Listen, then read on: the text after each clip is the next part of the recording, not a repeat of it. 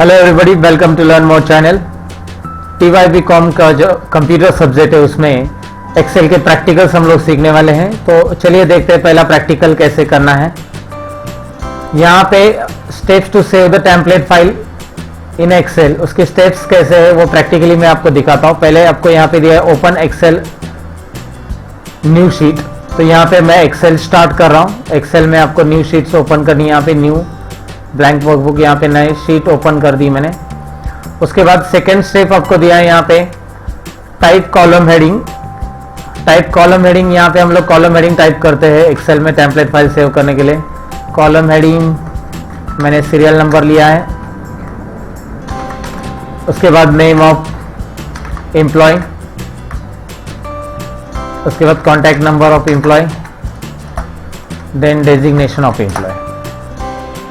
इसका template file मुझे अगर सेव करना है तो पहले मैं इसे फॉर्मेटिंग देना चाहूँगा। मैं इसे बोल्ड और कलर देना चाहता हूँ। बैकग्राउंड कलर यहाँ से आप दे सकते हैं, यहाँ पे कलर, और यहाँ पे मैं ऑल बॉर्डर्स भी देना चाहता हूँ। तो इस तरह से मैंने कुछ फॉर्मेटिंग यहाँ पे की है, जो यहाँ पे स्टेप्स बताया आपको। टाइप कॉलम हेडिंग, उसके बाद apply formatting like colour font जो हमने दिया अभी एक्सेट्रा।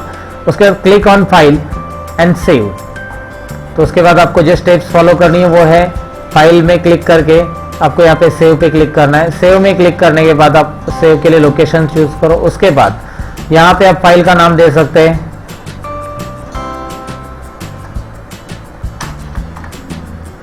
Employ record. ये मुझे टेम्पलेट क्रिएट करनी है, मैंने फाइल का नाम दिया है सेव एज टाइप। फाइल का नाम आप कुछ भी दे सकते हैं। सेव एज टाइप में आपको यहाँ पे एक्सेल टेम्पलेट फाइल बनानी है, तो Excel template dot that is Excel TX, ये यहाँ पे सिलेक्ट करना है और उसके बाद इसे आपको सेव कर देना है। तो ये स्टेप्स यहाँ पे है। इसी तरह से आपको एग्जाम में आंसर लिखना होगा। How to save the template file in Excel, open Excel new sheet, then type column heading, apply formatting like colour font etcetera, click on file save, save as dialog box will appear, और उसके अंदर select save as type. ये आपको select करना है Excel template Excel TX and save the file.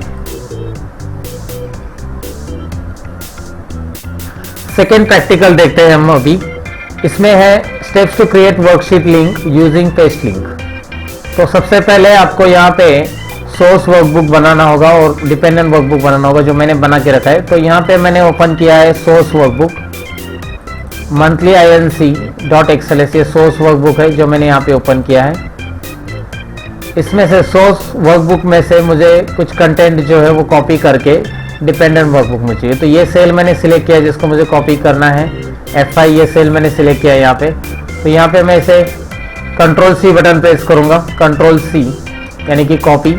उसके बाद मैं इसे मिनिमाइज कर देता और यहाँ पे डिपेंडेंट वर्कबुक ओपन करो। ये डिपेंडेंट वर्कबुक है जिसमें मुझे यहाँ पे पेस्ट करना है। तो मैंने इससे पहले सिलेक्ट कर लिया है इस सेल को, और उसके बाद यहाँ पे मैं राइट क्लिक करके स्पेशल ऑप्शंस ले सकता हूँ। स्पेशल ऑप्शन में आपको यहाँ पे स्पेशल ये बटन दिख रहा है, इसके ऊपर आप क्लिक करिए लिंक के ऊपर, और जैसे आप क्लिक करेंगे यहाँ पे इस तरह से लिंक क्रिएट हो चुकी है।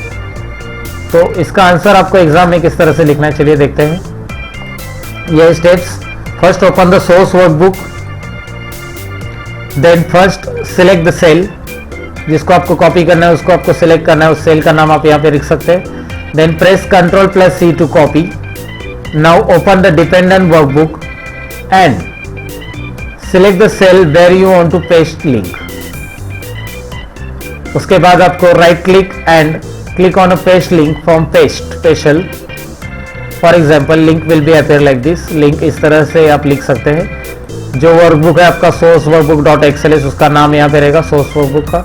उसके बाद शीट 1 जिसमें शीट में से आपका डेटा आ रहा है, एक्सक्लेमेटरी मार्क रहेगा। उसके बाद जो सेल को आप कॉपी करो, जैसे F5 है तो यहाँ पे F5 आएगा, A1 है तो यहाँ पे A1 आ जाएगा। थर्ड प्रैक्टिकल देखते हैं, using if condition and finding the grade in column D। तो इस तरह से आपको डेटा दिया है, आपको D कॉलम में यहाँ पे ग्रेड फाइंड करना है अकॉर्डिंग टू दैट। तो एक्सेल की फाइल में हम देखते हैं, यहाँ पे 75 and above marks will get A plus grade,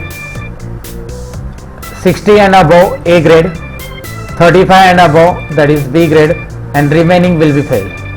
तो आपको जो कैलकुलेशन यहाँ पे करना है वो इफ कंडीशन यूज करना है इसमें। तो इफ कंडीशन के लिए आप पहले सेल क्लिक करोगे D2 पे, D2 सेल क्लिक करने के बाद इफ ओपन ब्रैकेट, और यहाँ पे आपको फॉर्मूला लिखना होगा ये सेल पे पहले क्लिक करके, if it is greater than C2 is greater than equal to 75 comma, और इसके बाद आपको जो ग्रेड देना है वो यहाँ पे आपको टाइप करना रहेगा डबल इन्वर्टेड कोमा में, इस तरह से डबल कोड्स में टाइप करना होगा।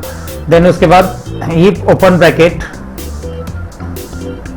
और उसके बाद C2 again if it is greater than equal to 60 comma, double inverted comma में हम लोग यहाँ पे A ग्रेड देंगे।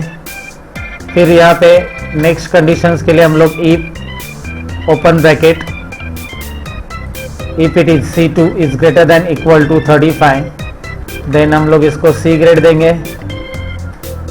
यहाँ पे B ग्रेड देना है आपको, और उसके बाद रिमेनिंग स्टूडेंट्स को फेल ग्रेड देना है। तो इस तरह से इफ कंडीशन या नेस्टेड इफ इसे बोलते हैं हम लोग, अप्लाई करना है, और उसके बाद यहाँ पे यस, और इसे आप ड्रैग करेंगे। ये जो ब्रैकेट क्लोज है ऑटोमेटिक हो जाएंगे आप अगर आप एंटर करते हो, एक्सेल में प्रैक्टिकल कर रहे हो तो।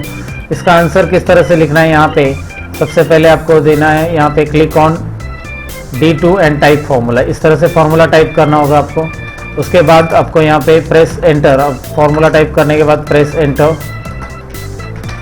क्योंकि ये जो ब्रैकेट्स है फॉर्मूला के 2 और 3 ब्रैकेट्स वो ऑटोमेटिकली क्लोज हो जाएंगे।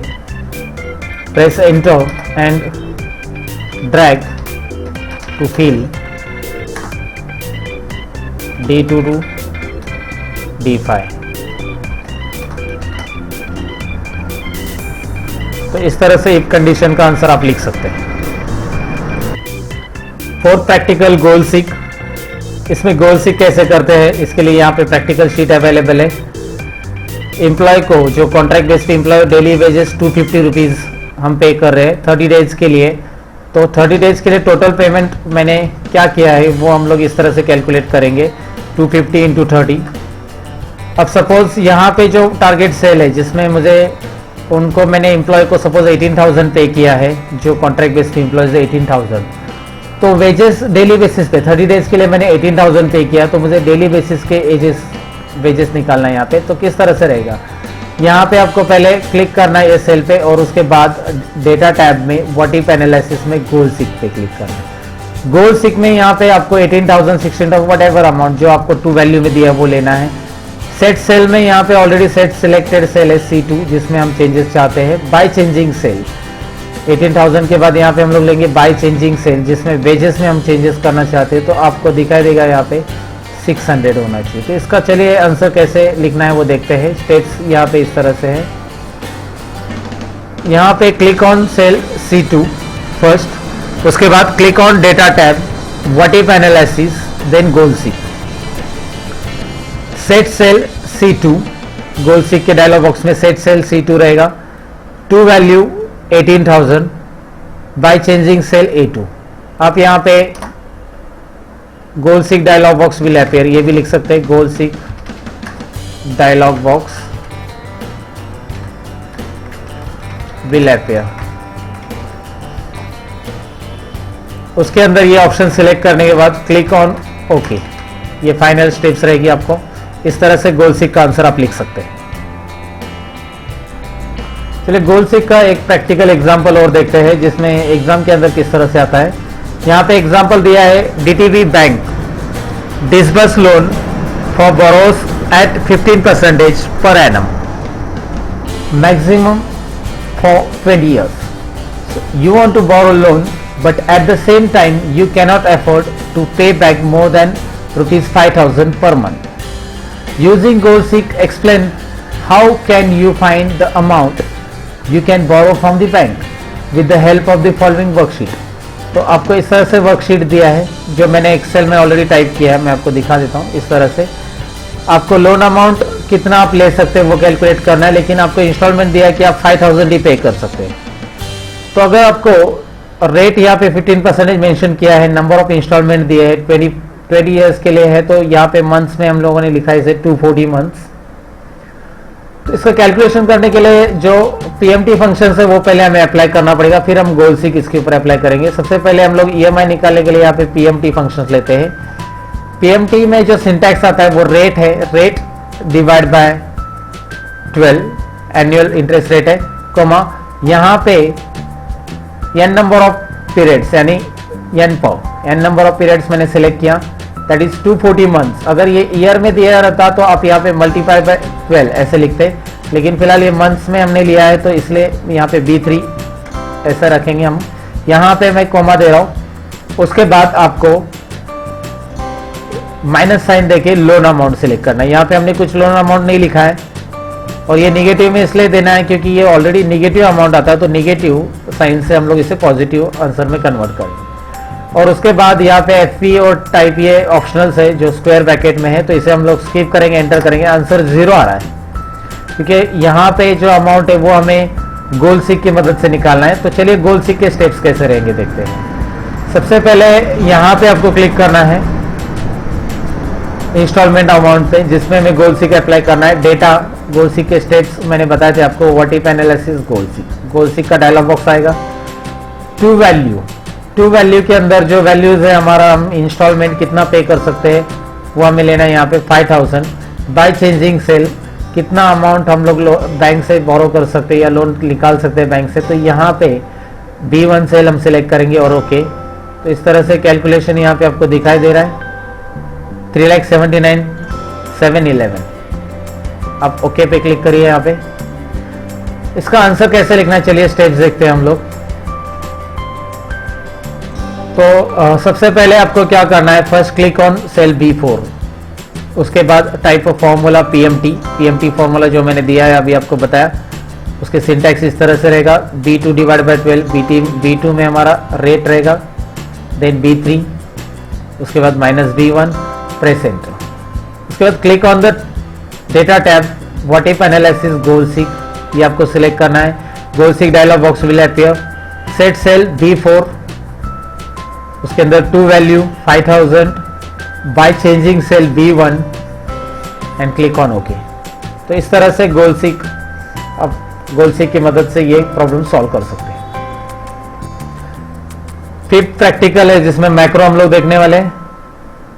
मैक्रो में after pressing shortcut key, that is control plus shift plus L, ये की प्रेस करने के बाद A1 cell get enter ABC enterprises text, तो ये मैक्रो आपको क्रिएट करना है। तो चलिए इसके प्रैक्टिकली कैसे करना है वो देखते हैं। सबसे पहले मैं एक्सेल की शीट ओपन करता हूं। यहाँ पे इसमें आपको A1 सेल में कर्सर रखना है। पहले कर्सर यहाँ पे रख दिया है मैंने A1, क्लिक ऑन A1। उसके बाद आपको व्यू में जाकर मैक्रो और उसके बाद रिकॉर्ड मैक्रो पे क्लिक करना है। मैक्रो का डायलॉग बॉक्स आएगा इस तरह से, इसमें मैक्रो का नाम ऑटोमेटिकली असाइन है, मैक्रो 1 वही रख देंगे। और यहाँ पे हमें कैप्स लॉक ऑन करके एल प्रेस करना होगा, ताकि कैप्स लॉक ऑन करके एल प्रेस करेंगे तो यहाँ पे कंट्रोल शिफ्ट प्लस एल, ये शॉर्टकट की असाइन हो जाएगी, कंट्रोल शिफ्ट प्लस एल। उसके बाद हम लोग ओके करेंगे। मैक्रो स्टार्ट है रिकॉर्डिंग, ABC इंटरप्राइजेस जो हमें नाम टाइप करने के लिए बोला है, ABC इंटरप्राइजेस, ये हमें नाम टाइप करना है। उसके बाद आप एंटर बटन प्रेस करिए। एंटर करने के बाद यहाँ पे मैक्रो में जाकर आप स्टॉप रिकॉर्डिंग करिए। तो इस तरह से मैक्रो ये स्टॉप हो गया। अभी मैं यहाँ पे डिलीट करता हूँ, कंट्रोल शिफ्ट और एल अगर मैं प्रेस करता हूँ तो यहाँ पे ABC इंटरप्राइजेस ऑटोमेटिकली एंटर हो रहा है क्योंकि ये मैक्रो हमने रिकॉर्ड किया। तो चलिए इसका आंसर कैसे लिखना है वो देखते हैं। यहाँ पे है इसका आंसर। फर्स्ट आपको क्लिक ऑन सेल A1, ये स्टेप्स रहेगी। सेकेंड स्टेप है click on view tab, macro, record macro. उसके बाद macro dialog box will be appear, assign shortcut key control plus shift plus L, caps lock on करके आप L press करोगे तो control shift plus L assign हो जाएगी and click on okay. उसके बाद type the text ABC enterprises in cell A1, press enter. उसके बाद आपको मैक्रो स्टॉप करना होगा और वो है steps click on view, macro, stop recording. तो इस तरह से ये मैक्रो का क्वेश्चन कर सकते हैं आप। 6th practical, it is VLOOKUP। VLOOKUP के लिए यहाँ पे एक क्वेश्चन है, जैसे कि traffic police department takes the following action against the owners of motor vehicles who have at least one unpaid parking violation. तो यहाँ पे इस तरह से टेबल दिया है नंबर ऑफ वायलेशंस, जिसमें एक्शन दिया है कि 1 नंबर के लिए क्या एक्शन है, send polite warning, then 2 number के लिए, 3 नंबर के लिए और 4 नंबर के लिए क्या एक्शन है। और यहाँ पे ये जो टेबल दिया है उसके टेबल में आपको नंबर ऑफ वायलेशन के अगेंस्ट एक्शंस यहाँ पे ये करनी है। तो हमारा क्वेश्चन इस तरह से है, जो हमारा टेबल दिया है, in the above worksheet policy is enter in the cell A2 to B5, write V look up to substitute action to be taken cell C8 onwards using the above policy table। तो चलिए मैंने Excel में ये type करके रखा है, practically हम लोग देखते हैं कि किस तरह से यहाँ पे ये एक्शंस अप्लाई होगी। ये जो एक्शंस दिए इस टेबल में से ये यहाँ पे हमें अप्लाई करनी है। तो सबसे पहले हमें सेल C8 पे क्लिक करना होगा, ये हमारा पहला स्टेप्स है। दूसरा यहाँ पे इज इक्वल टू टाइप करके हम वी लुकअप टाइप करेंगे। वी लुकअप के लिए सिंटैक्स आया है lookup value table array column index number. तो यहाँ पे हम लोग लुकअप वैल्यू देंगे, ये लुकअप वैल्यू है हमारी। उसके बाद कॉमा करके हम लोग यहाँ पे सिलेक्ट करेंगे ये टेबल जिसमें हमारा पूरा डेटा अवेलेबल है। तो ये डेटा मैंने सिलेक्ट करने के बाद ये डेटा में जो आपका डेटा है, इसमें सपोज आप यहाँ पे लॉक करेंगे तो इसे आप स्क्रॉल कर सकते हैं इस डेटा को। तो डेटा में यहाँ पे मैं F4 बटन प्रेस करूँगा लॉक करने के लिए। इस तरह से आप ये डेटा में इतना सिलेक्ट कर सकते हैं, या फिर आप इसे A2 to B5 ये कंटेंट भी सिलेक्ट कर सकते, क्योंकि उसी में वो टाइटल आपने स्किप कर दिया तो भी चलता है। यहाँ पे A2 to B5 कोमा, उसके बाद आपको कॉलम इंडेक्स नंबर देना है। इसे हमने फिक्स कर दिया, रेफरेंस को फिक्स इसलिए कर दिया है कि जैसे हम यहाँ पे एंटर करेंगे और यहाँ पे मैं ड्रैग करूँगा तो सबके लिए ये सेल रेफरेंस फिक्स रहेगा A2 to B5। यहाँ पे भी आप देख सकते हैं A2 to B5 फिक्स है, और इसमें भी आप देख सकते हैं A2 to B5। यहाँ पे लुकअप वैल्यू चेंज होते जाएगी अकॉर्डिंग टू लेफ्ट सेल, वो चेंज होते जाएगी इस तरह से। तो इस तरह से वी लुकअप अप्लाई करना है यहाँ पे, और उसके अकॉर्डिंग एक्शंस यहाँ पे आपको दिखाई दे रहा है। तो चलिए इसका आंसर कैसे लिखना है वो हम देखते हैं। यहाँ पे first click on cell C8, उसके बाद type V lookup formula, select V lookup value as a B8, lookup value में B8 टाइप करना है। Then table array, table array में आपको इस तरह से रहेगा B1 to B5 और A1 to B5 सॉरी। और यहाँ पे आप A2 से लेकर B5 तक भी सिलेक्ट कर सकते हैं। ये डॉलर साइन आपको यूज़ करना है, use to fix the cell reference. उसके बाद column index number 2 like as follows. इस तरह से आपका वी लुकअप फॉर्मूला रहेगा, V lookup B8, V lookup value है A1 to B5, ये डॉलर साइन के साथ रहेगा, comma column index number 2, press enter. Now drag to fill C8 to C12। चलिए वी लुकअप का और एक एग्जांपल हम लोग यहाँ पे देखते हैं। हमें ग्रेड यहाँ पे शो करने हैं अकॉर्डिंग टू गिवन टेबल। तो जो टेबल का रेंज है C7 to यहाँ पे D12, इसमें जो टेबल का ये रेंज में जो ग्रेड आपको दिया है 0 that is fail, 35 above 35 that is C, 45 above B and 60 then A। इस तरह से ग्रेड यहाँ पे शो करने हमें। तो पहले स्टेप्स क्या रहेंगे, आपको D2 पे क्लिक करना रहेगा। यहाँ पे आपको वी लुकअप टाइप करना होगा। तो वी लुकअप यहाँ पे मैं टाइप कर रहा हूँ इस तरह से। लुकअप वैल्यू रहेगा मार्क्स, जो स्टूडेंट्स को मार्क्स ऑब्टेन है ये यहाँ पे सिलेक्ट करेंगे हम लोग, कोमा। उसके बाद टेबल एरे, यहाँ से इस तरह से हम लोग टेबल एरे सिलेक्ट करेंगे। Table array C7 to D12 है, इसे हम लोग डॉलर साइन फिक्स करेंगे यहाँ पे। तो डॉलर साइन के लिए आप F4 बटन प्रेस कर सकते हैं इस तरह से, या फिर डॉलर टाइप कर सकते हैं। ये फिक्स रेफरेंस रहेगा, कोमा कॉलम इंडेक्स नंबर 2, और यहाँ पे मैं ब्रैकेट क्लोज करके एंटर कर रहा हूँ। उसके बाद आप इसे ड्रैग करेंगे तो आपको ग्रेड अप्लाई दिखाई देंगे। तो चलिए इसका आंसर कैसे लिखना है वो देखते हैं हम लोग। यहाँ पे है first click on cell D2 जो हमने क्लिक किया था वहाँ पे। उसके बाद type of V lookup formula and select V lookup value as a C2, then table array C7 to D12 table array, then column index number 2, और ये वी लुकअप का इस तरह से फॉर्मूला रहेगा, V lookup D2 then C7 to D12, comma, column index number 2 and press enter. 7 practical nested if tax calculations. Question किस तरह से, चलिए मैं आपको दिखाता हूँ.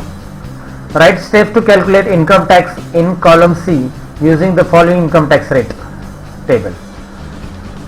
Taxable income, it is first 1 lakh nil, zero tax. Next 2 lakh 10% tax on taxable income. Next 3 lakh there will be 20% and excess there will be 30%. यहाँ पे अभी इस तरह से आपको टेबल दिया है. चलिए देखते हैं इसे कैलकुलेशन एक्सेल में कैसे करना है. यहाँ पे मैंने ऑलरेडी टाइप करके रखा है डेटा. यहाँ पे टैक्सेबल इनकम है, यहाँ पे मुझे इनकम टैक्स कैलकुलेट करना है. तो फॉर्मूला नेस्टेड इफ का किस तरह से रहेगा. इफ ओपन ब्रैकेट, जो कंडीशन दी है उसमें ये सेल हम लोग सिलेक्ट करेंगे. ये इनकम अगर बिलो 1 लाख है तो बिलो 1 लाख है, तो if it is less than 1 lakh there will be 0. So no comma if open bracket again, select this test. Next जो 2 लाख ऐड करने हमें यहाँ पे, तो नेक्स्ट 2 लाख यानी कि if it is less than 3 lakh, 1 lakh plus next 2 lakh that is if it is less than 3 lakh. तो 3 लाख पे टोटली 20% नहीं, 10% नहीं है. तो यहाँ पे जो अमाउंट दिया है इसमें से आपको 1 लाख जो टैक्स नील है वो माइनस करना होगा, क्योंकि 1 लाख पे ऊपर टैक्स नहीं है. तो 1 लाख माइनस करके उसके ऊपर 10% टैक्स इस तरह से आपको अप्लाई करना रहेगा. तो ये ट्रिक्स आपको याद रखनी है जब आप टैक्स कैलकुलेशंस करोगे. फिर आपको नेक्स्ट कंडीशन यहाँ पे कंटिन्यू करनी है, जिसमें सेम सेल पे इफ इट इज नेक्स्ट हमें जो दिया है अमाउंट 3 लाख अगेन, तो नेक्स्ट 3 लाख इसमें ऐड करेंगे 3 लाख में, तो 6 लाख होगा if it is less than 6 lakh. ये कंडीशन रहेगी. नेक्स्ट 6 लाख के लिए जो कंडीशन है वो है इसमें से, यहाँ पे मैं ब्रैकेट ओपन करूँगा पहले, इसमें से हम लोग माइनस करेंगे जो अमाउंट थी 3 लाख स्लैब की वो, क्योंकि 3 लाख स्लैब के लिए ऑलरेडी हमने यहाँ पे कंडीशन दी है. 3 लाख स्लैब के लिए ऑलरेडी हमने कंडीशन दी है कि उसके लिए 10% है, तो वो यहाँ पे नहीं कैलकुलेट होगा. वो 3 लाख माइनस करेंगे हम लोग, और 3 लाख नेक्स्ट 3 लाख के जो स्लैब है वो 20% टैक्स उस पर होगा. मतलब 6 लाख सपोज इट इज 4,89,600. तो यहाँ पे 3 लाख के वो जितना अमाउंट है 1,89,600 उसके ऊपर 20%. 3 लाख के नीचे अप टू 1 लाख उसके ऊपर जो अमाउंट था वो था 10%, यानी कि वो 2 लाख पे 10% 20,000 यहाँ पे हमें ऐड करने देंगे. ये 1 लाख तो टैक्स नील है. Between 1 to 3 lakh there will be 2 lakh amount, जिसके ऊपर 10% रहेगा जो हम लोग इस स्लैब में ऐड करेंगे कंटिन्यू प्लस. और यहाँ पे फिर नेक्स्ट कंडीशन हम लोग देंगे, जिसमें हमें नेक्स्ट इफ नहीं यूज़ करना क्योंकि एक्सेस अमाउंट है. तो इसके बाद हम लोग कॉमा देंगे, और जो रिमेनिंग अमाउंट है इसके लिए हम लोग ये अमाउंट में से 6 लाख माइनस करेंगे. 6 लाख जो टोटल अमाउंट है टैक्स की जो लेस देन 6 लाख, तो वो माइनस कर लेंगे. 6 लाख के आगे की जो अमाउंट है उसके ऊपर हमें 30% रहेगा. तो 6 लाख माइनस करेंगे, जो रिमेनिंग अमाउंट है 30% उसके ऊपर टैक्स रहेगा. प्लस इस टैक्स में हमारे 2 स्लैब और ऐड हो जाएंगे, जो यहाँ पे बिटवीन 3 to 6 लाख में 3 लाख है उसके ऊपर 20% है. तो 20% वो 60,000 हो जाते हैं.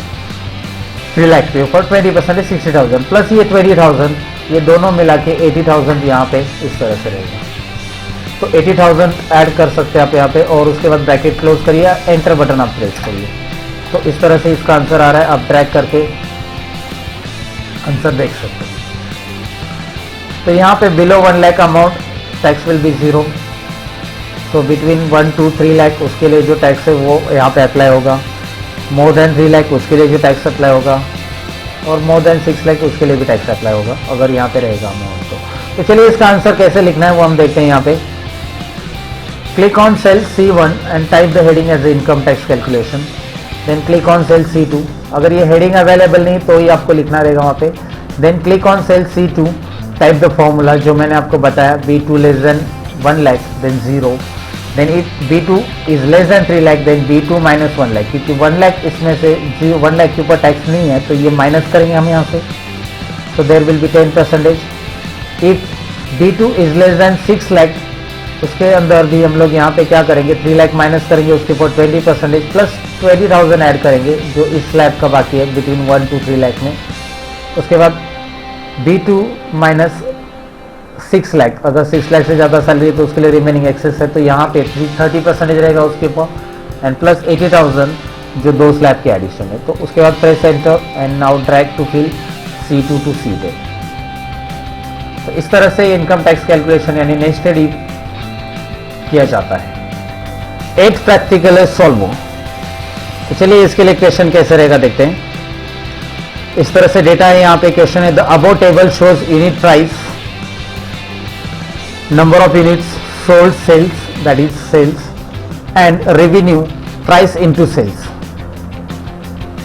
Explain the procedure to solve the problem of maximize total revenue using solver with constraint display in a minimum or maximum table in range F3 to G5, assuming that total sales C6 cannot be exceed 200। ये जो table यहाँ पे दिया है ये Excel में मैंने same table type करके लिया है। यहाँ पे आप देख सकते हैं जो प्रोडक्ट हमें सोल्ड करने हैं या सेल, यहाँ पे उसका सेल रिपोर्ट यहाँ पे 1-1 दिया है हमें।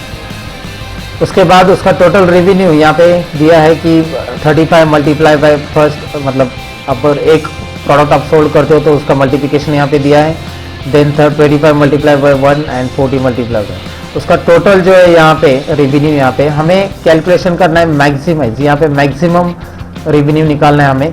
तो मैक्सिमम रेवेन्यू के लिए हमें कंस्ट्रेंट दी है कि जो सेल है वो हमारा लेस देन 10, लेस देन 20 और लेस देन 15, मतलब बेलपुरी जो सेल है इसका फर्स्ट जो प्रोडक्ट हमारे यहाँ पे, तो उसमें लेस देन 10 ये नहीं होना चाहिए और ना ही ग्रेटर देन 35 होना चाहिए मैक्स। ये सेट करना है हमें कंस्ट्रेंट। दूसरा कंस्ट्रेंट सेट करने less than 20 minimum, less than 40 for panipuri, and then for dahi puri that is less than 15, and then यहाँ से इससे कम minimum values is 15 and maximum values is 50।